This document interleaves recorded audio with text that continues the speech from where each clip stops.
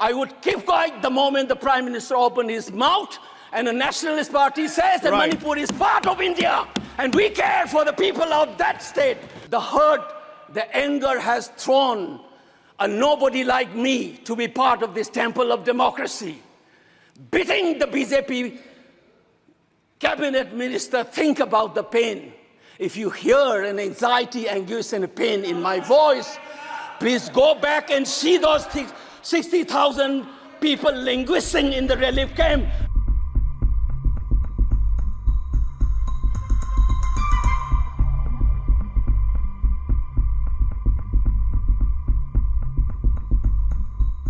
On a troublesome moment in the history of India that has never happened, called the tragedy of Manipur, which is sought to be silenced by the government. And it is an irony that such an important matter which is sought to be silenced gets an opportunity as the midnight hour approaches. And this reminds me of the fact that people in my home state, the time is 2 hours ahead of Delhi. And we have been dancing on the tune of Delhi and the time that is supposed to be approaching 12 at the moment. People like Janu Barua and others have demanded for years that Northeast should have a separate time zone. Only then you will be able to live with dignity and a sense of well-being. The kind of priority that I can sense is this moment that I get a chance to speak. Mr. Speaker, sir, Mr. Chairman, I'm drawing your attention to the absence of Manipur in the President's address. This is not a simple absence. It is a reminder of a Rashtra Chetna which excludes people. You must realize that more than 60,000 people are languishing in relief camp in wretched conditions for the last 1 year. If anybody is read partition of this subcontinent, which I have done, I was associated with a research project. We have interviewed more than 1,500 survivors of partition of 1947, and you are witnessing the same thing. People are living in wretched conditions that I cannot even mention here. 60,000 people homeless is not a joke. 200 plus people died. And there has been a civil war-like situations where people are armed to the teeth and roaming around and fighting each other, defending their villages. And the Indian state is a mute spectator to this tragedy for 1 year. I must remind this House that each and every square centimeter of Manipur is covered by a central armed forces. It is one of the most militarized areas in this country where you have more armed policemen than the civil police, besides the armed forces of the Union. Despite this, how is that 60,000 people were rendered homeless and villages in thousands were destroyed? And yet, our Prime Minister remained mute, not even a word. And the presidential address did not even mention that. Shame, shame, shame, shame, shame. And I said that this silence is not normal. It is a reminder of the fact which many scholars have said, that there is a continuity between colonial and the post-colonial period.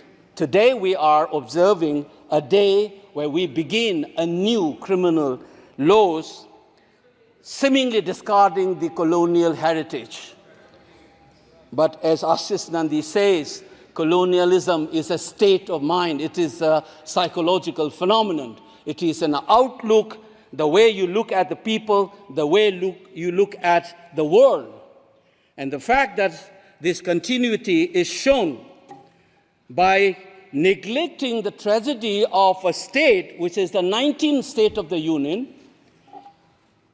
It is amazing to see that I get an opportunity as the midnight hour approaches to register this anguish and this hurt of the denial that this country has meted out to its own citizens in the state of Manipur.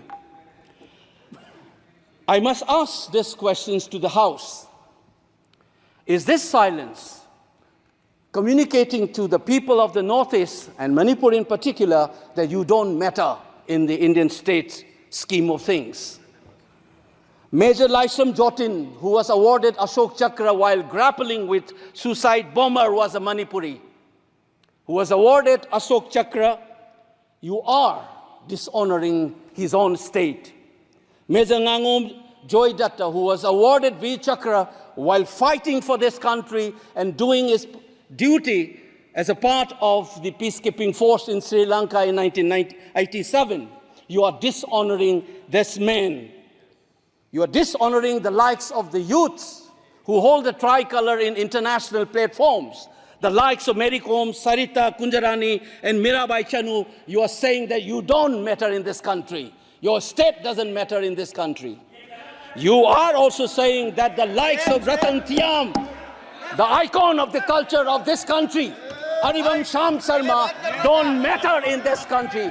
If you have an iota of concern for this state, there would not have been a silence.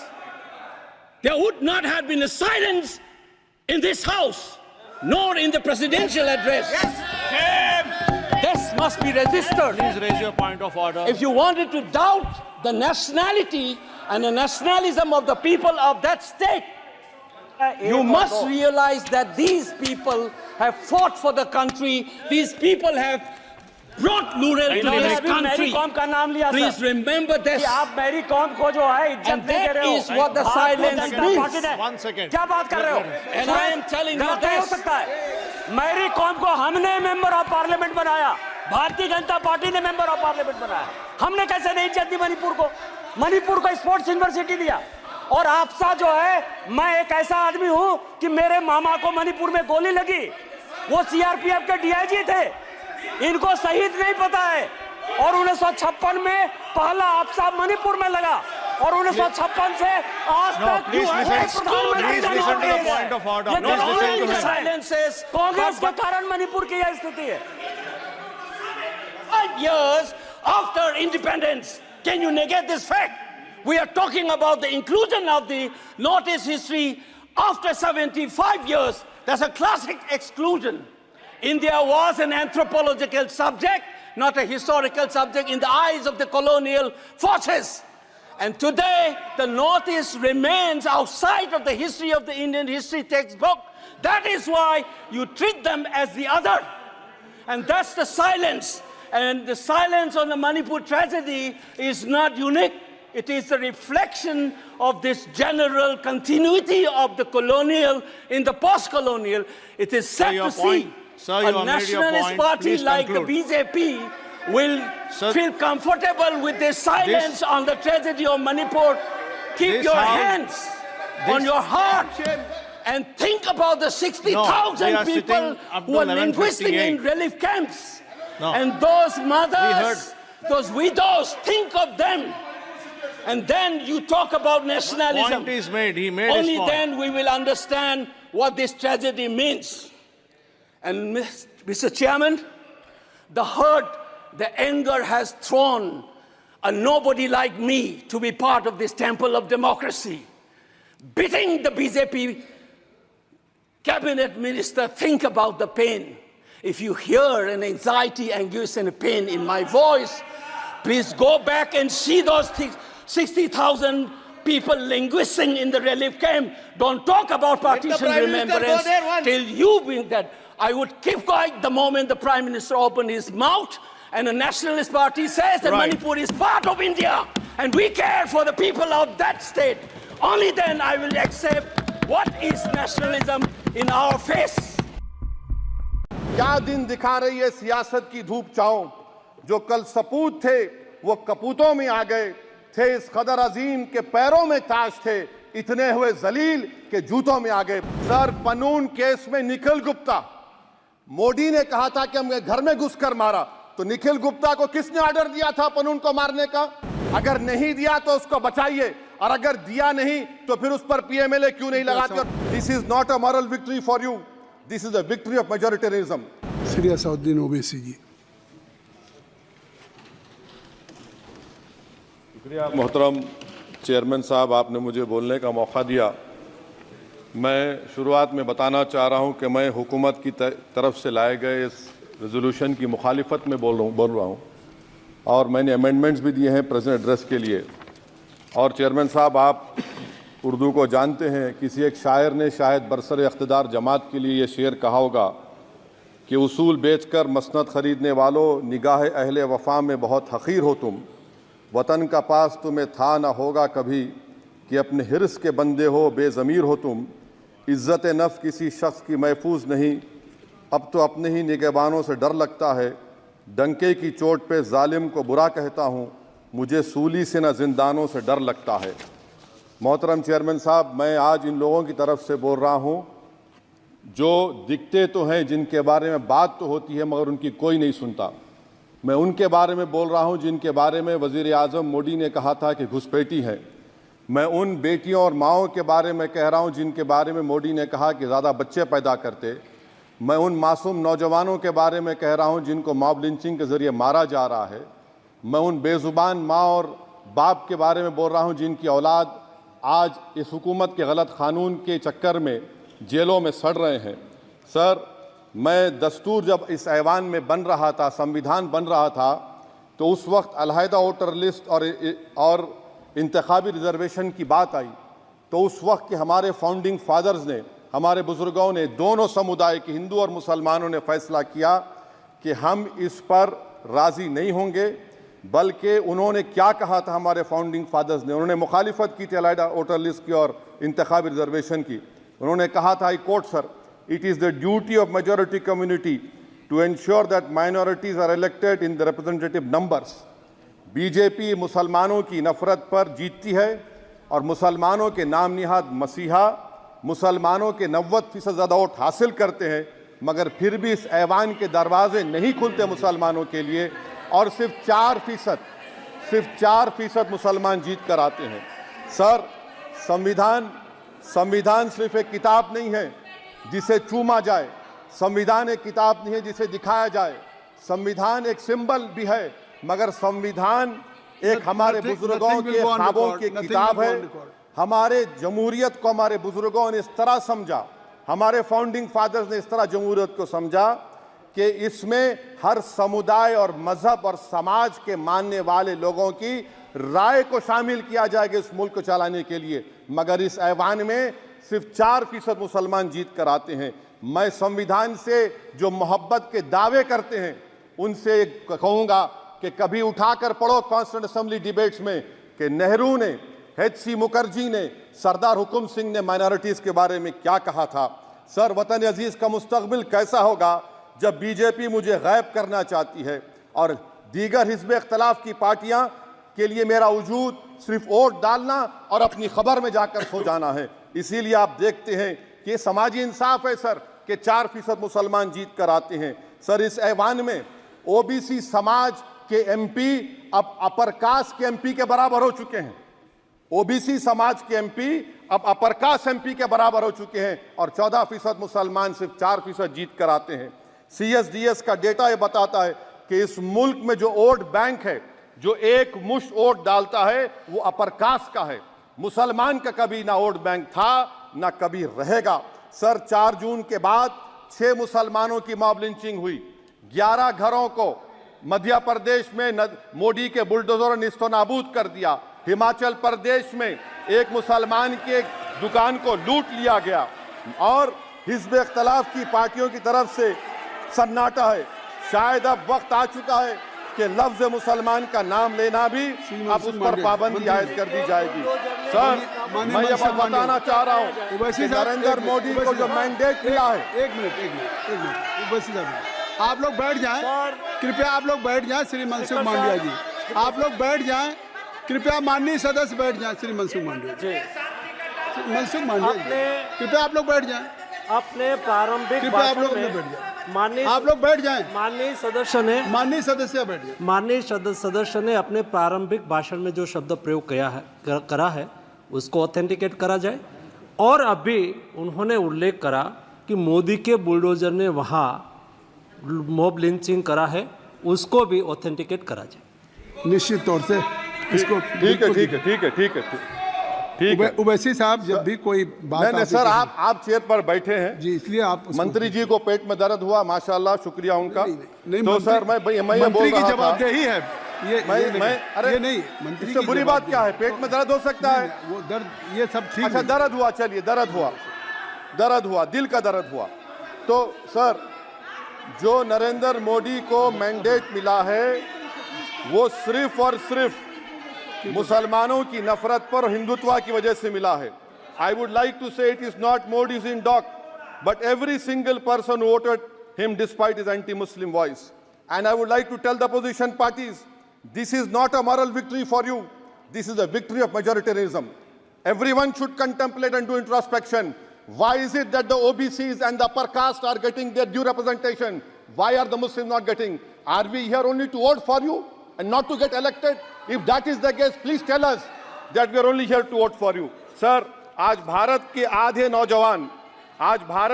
नौजवान बेरोजगार हैं और रोजगार की तालाश, बेरोजगारी का आलम यह है सर कि मोदी सरकार के 5 साल में 75 लाख एस्पिरेंट्स की जिंदगी बर्बाद हो गई, 6 पेपर लीक हुआ। बेरोजगारी का आलम यह है सर कि रशिया जा रहे हैं, वहां जाकर अपनी जानों को दे रहे हैं। बेरोजगारी का आलम यह है कि नरेंद्र मोदी रोजगार का कैंप चलाती है नौजवानों के लिए कि तुम इजराइल में जाकर काम करो, उनको कैनन फॉडर बना रही है ताकि फलस्तीनियों की जायदादों को हड़प कर सके। ये भी कंक्लूड मैं, अरे सर मेरा टाइम है, कहाँ टाइम है सर, आप ये टाइम ले लिए मेरा। सर मैं 2 मिनट दीजिए। ये विश्वगुरु की पॉलिसी है, इजराइल को 27 टन हथियार जा रहा है। 9 मिलियन भारत के लोग गल्फ में काम करते हैं, क्या असर पड़ेगा? 47,000 इजरायली फलस्तीनी मार चुके हैं। क्या है हमारी पॉलिसी सर? क्यों हथियार दे रहे हैं सर? नस्लकशी हो रही है। सदर जमहूरिया के खुतबे में राष्ट्रपति के सर, मैं उसी पे बोल रहा हूं सर, उसमें लिखा हुआ है फॉरेन पॉलिसी के ऊपर, आप पैराग्राफ नंबर 25 देख लीजिए। सदर जमहूरिया में सैचुरेशन अप्रोच है। क्यों नहीं मोदी सरकार माइनॉरिटीज को फ्री स्कॉलरशिप को डिमांड करती है सर? उसको आपने बजट कम कर दिया। सर बनारस का बुनकर 18 महीने से मंडी का शिकार है, सूरत और बेंगलुरु जा रहा है। सर आखिरी बात कंक्लूड कर रहा हूं, आखिरी बात सर, पनून केस में निखिल गुप्ता, मोदी ने कहा था कि हम घर में घुसकर मारा, तो निखिल गुप्ता को किसने ऑर्डर दिया था पनून को मारने का? अगर नहीं दिया तो उसको बचाइए, और अगर दिया नहीं तो फिर उस पर पीएमएलए क्यों नहीं लगाते? और सर समाप्त करो। कमेटी बनाई आपने, उसका क्या हुआ? सर हम एससीओ को नहीं जा रहे। सर मैं आपको बता रहा हूं कि मैं अपनी इस तकरीर को टीपू सुल्तान की नजर, सुनिए सर, अब हो गया खत्म कर रहा हूं सर। मैं अपनी तकरीर को टीपू सुल्तान के नजर कर रहा हूं। ये टीपू सुल्तान की फोटो है, क्या आप इससे भी नफरत करेंगे? सर ये संविधान में टीपू सुल्तान की फोटो है जिस पर वल्लभ भाई पटेल ने साइन किया, श्यामा प्रसाद मुखर्जी ने साइन किया। ये आपकी नफरत है सर। आखिर में मैं अपनी बात को खत्म कर रहा हूं इस शेर पर कि क्या दिन दिखा रही है सियासत की धूप छांव, जो कल सपूत थे वो कपूतों में आ गए, थे इस कदर अजीम के पैरों में ताज थे, इतने हुए जलील के जूतों में आ गए। बहुत बहुत शुक्रिया सर। और मैं बड़ी जिम्मेदारी के साथ कह रहा हूं कि जज्बात में लाए बगैर कह रहा हूं कि आज 17 करोड़ मुसलमान अपने आप को ऐसा समझते हैं कि जिस जमाने में हिटलर के जमाने में यहूदी अपने आप को समझते थे। क्या देश के युवा जी की बात होती है? समाज के सब वर्ग नहीं होते हैं? क्या देश की नारी की बात होती है? देश की सभी नारी नहीं होती है? कब तक टुकड़ों में सोचते रहोगे? कब तक समाज को बांटते रहोगे? मैं जिम्मेदारी के साथ कह रहा हूं कि भारत के प्रधानमंत्री और उनकी सरकार भारत के मुसलमानों से उनकी शनाख्त को छीनना चाहते हैं। ख्वाजा अजमेरी के आस्थाने पर चादर बिछाइए, मगर आप जो चादर मुझसे छीनना चाह रहे हैं मेरी मस्जिद है, आप हर मस्जिद को छीनना चाहते हैं। आप बताइए 17 करोड़ मुसलमानों को क्या पैगाम दे रहे हैं आप कि आप हर मस्जिद को छीन लेंगे मुझसे? फिर मेरा वजूद किस माने रखता है? मेरा शनाख्त क्या माने रखता है? रूल ऑफ लॉ क्या माने? अच्छा 1991 के प्लेसेस ऑफ वर्शिप एक्ट पर क्यों नहीं बोलते आप लोग? आप उस पर कायम है ही नहीं है। आप 500 साल की बात करते। मैं आपसे कहता हूं भाई 500 साल पे मत जाइए, बौद्ध पे जाइए, जैनिज्म पे जाइए, शैविज्म पे जाइए, कहां रुकेंगे? अरे इस देश को आजादी मिली 47 में, संविधान मिला हमको बाबा साहब अंबेडकर का बराबरी का। उससे पहले तो राजा रजवाड़े थे, जमहूरियत नहीं थी, लोकतंत्र नहीं था, मगर आप उसको उस बारे में लेके जाते। अरे 500 साल आगे क्या होगा बताइए? आप किसी एक सिविलाइजेशन, सर अंग्रेजी में किसी ने कहा था, civilisation can not be rewritten by hatred, history can not be corrected by demolition. आप ये नहीं कर सकते।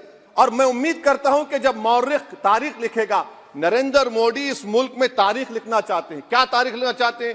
कि मैंने इस देश को, गांधी अंबेडकर के देश को मैंने हिंदू राष्ट्र बना दिया। मैं उम्मीद करता हूं कि हमारे भारत के हमारे हिंदू भाई देश के प्रधानमंत्री की सोच को नाकाम करेंगे। अयोध्या हारे आप, जहां जहां से प्रभु श्री राम गुजरे थे वो सारी सीटें आप लोग हार गए। तुम्हारी पोल पट्टी खोलने लग जाए तो क्या हो, अगर मंदिर की मूरत बोलने लग जाए तो क्या हो। बताओ, ब्रह्म बेला में जहां तुम पाप धोते हो वही सरयू का पानी खौलने लग जाए तो क्या। प्रभु श्री राम है, आपने उनके लिए गाना बना दिया। जो राम को लाए हैं हम उनको लाएंगे। बताइए, आप यहाँ पर बैठा हुआ कोई व्यक्ति क्या इस हैसियत में है कि वो राम को ला सकता है? नहीं, भगवान श्री राम हम सबको लेके आए हैं। भगवान इंसान को लेके आता है, कोई इंसान भगवान को नहीं ला सकता। कि एक भी भ्रष्टाचारी को नहीं छोड़ूंगा, ये मोदी की गारंटी है। सारे भ्रष्टाचारियों को बीजेपी में शामिल करूंगा, ये प्रधानमंत्री की गारंटी है। ये गारंटी है आपकी। चंदा दो धंधा लो स्कीम मत चलाइए। इलेक्टोरल बॉन्ड में आपका पर्दाफाश हो चुका है।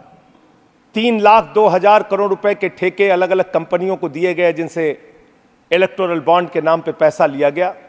इसकी जांच होनी चाहिए।